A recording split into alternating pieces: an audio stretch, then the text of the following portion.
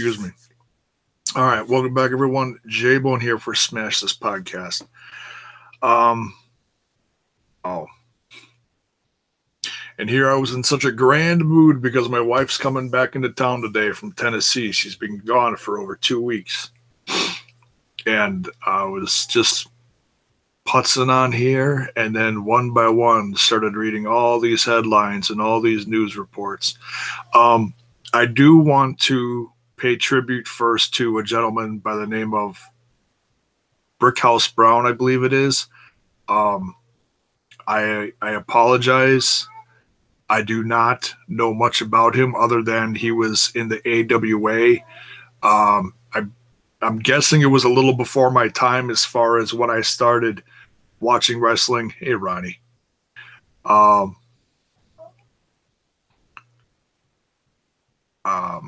I started watching wrestling back in the rock and wrestling era, the golden era, call it what you want, back in the 80s.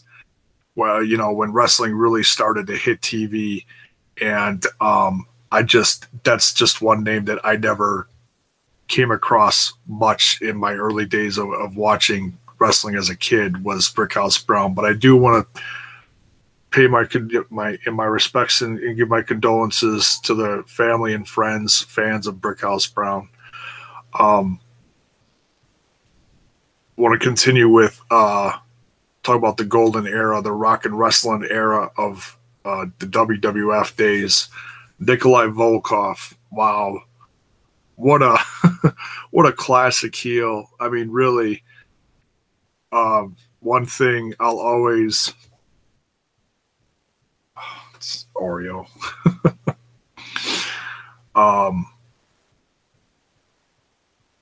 always remember Nikolai Volkoff when he was classic tag team with the Iron Sheik. They'd come down to the ring. The place would be on their feet, booing him out of the building, and he would grab the mic and he would raise the flag, salute it, and he would sing the Russian national anthem every time. And yes, he did. Yes, Caretaker. He did a great voice. And I gotta add, sadly, I think, well, I shouldn't say sadly. I mean, if you love doing something, then, and you do it literally till the day you die, I guess that's not such a bad thing.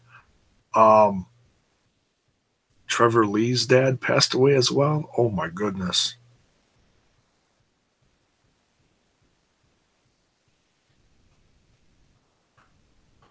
Oh. I'm gonna guess that he's not going to be at today's AML Impact Wrestling event. That's a guess. I think he was scheduled to be there. I'd have to look at the card. But Nikolai Volkoff, man, you know, and I don't. The most classic thing that I have to my name is this Piper shirt that I got within the last year, you know, and that was from that era. You know, you got the heels like Piper, Nikolai Volkoff, Iron Sheik. God bless Iron Sheik. He's still kicking, still telling people to F off every day on Twitter. Jeez Louise. But yeah, Nikolai Volkoff still was making appearances, according to Bill Apter, his little tribute he just did on YouTube. I just watched that.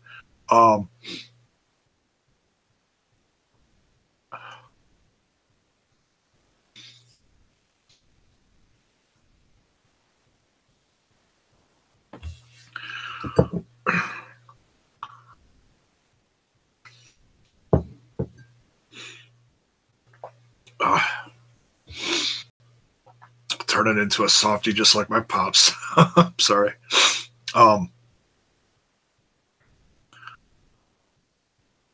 But yeah, just there was such a fun era, and just remembering all those guys from back then. Yeah, Big John Studd, you know, his son is wrestling. How he's never made a big name in the industry is beyond me. He's up on the East Coast somewhere, from what I've heard.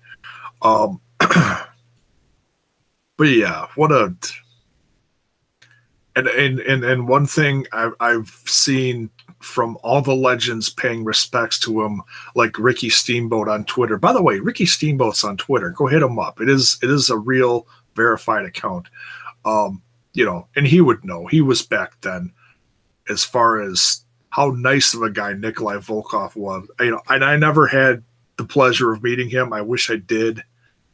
I've met a couple of legends. I've met like Jim Duggan, Baron von Raschke, Brutus. I'll call Brutus the Barber Beefcake a legend. I don't care, whether how big he was or not, even if he was, always at Hogan's side or whatever. That's neither here nor there. I still consider him a legend.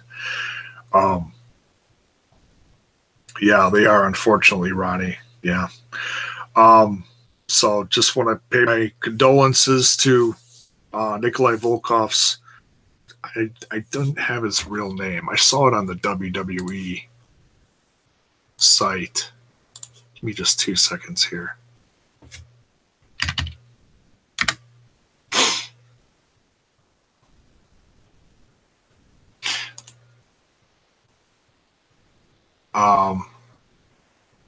Joseph Nikolai Pruzovic. I hope I'm pronouncing that right. He was 70 years old. Wow. So yeah, rest in peace, Nikolai. My goodness, you had a long life, and and I don't imagine he took too many bumps at his late age. But geez, even then, wow, I can't imagine. I've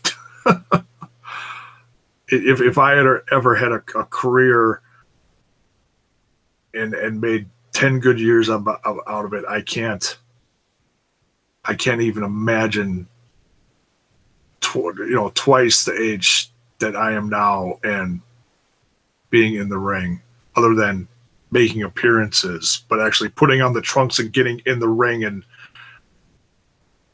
wow, God bless them.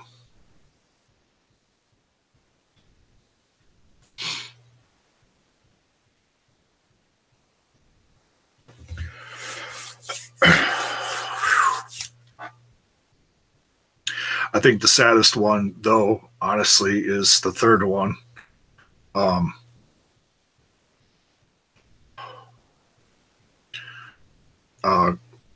And just because of the circumstances, Grandmaster Sexay, Brian Christopher, Brian Lawler, Jerry the King Lawler's son. Reports came in this morning that he had, over the course of the weekend, came in that he was arrested for drunk driving again, unfortunately. And my freaking cat. Jeez Louise. Sorry. Was in jail, and then reports came in this morning that he had hung himself in his cell, and that they found him and tried to save him and take him to the hospital. And that was the one that I was waiting on to hear the official statements from. I didn't. What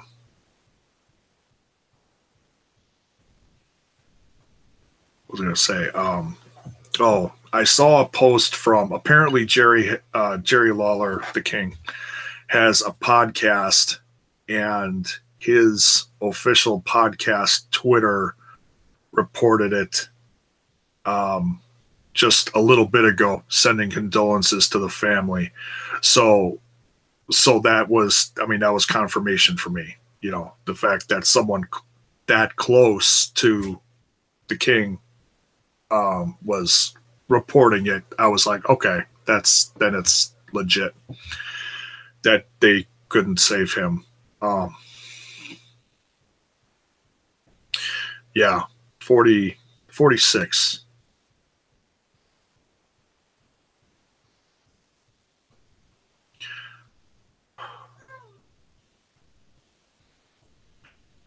2 years older than me.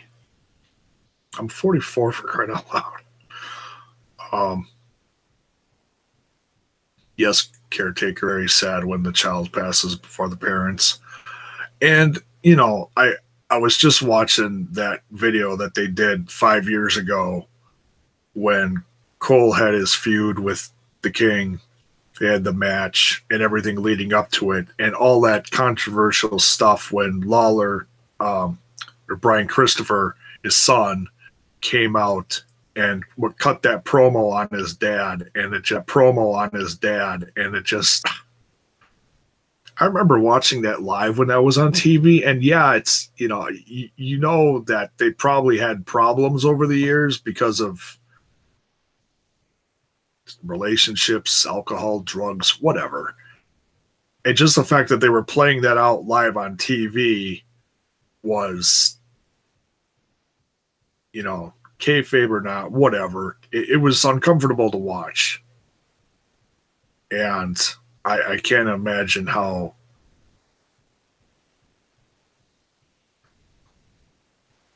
Jerry feels.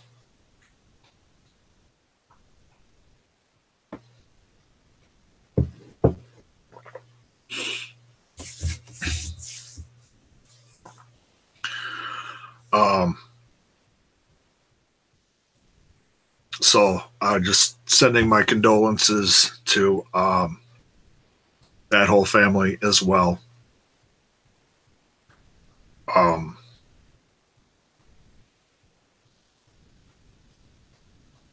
So sad. So yeah, I just wanted to come on here and pay my respects and just I didn't want to dwell on this all day because, like I said, my wife's coming home soon, and I wanted to, perk myself up a little bit before she came home. I didn't want her to come home to a hot mess like me right now. But thanks everyone who joined in live, paying your respects and whatever as well.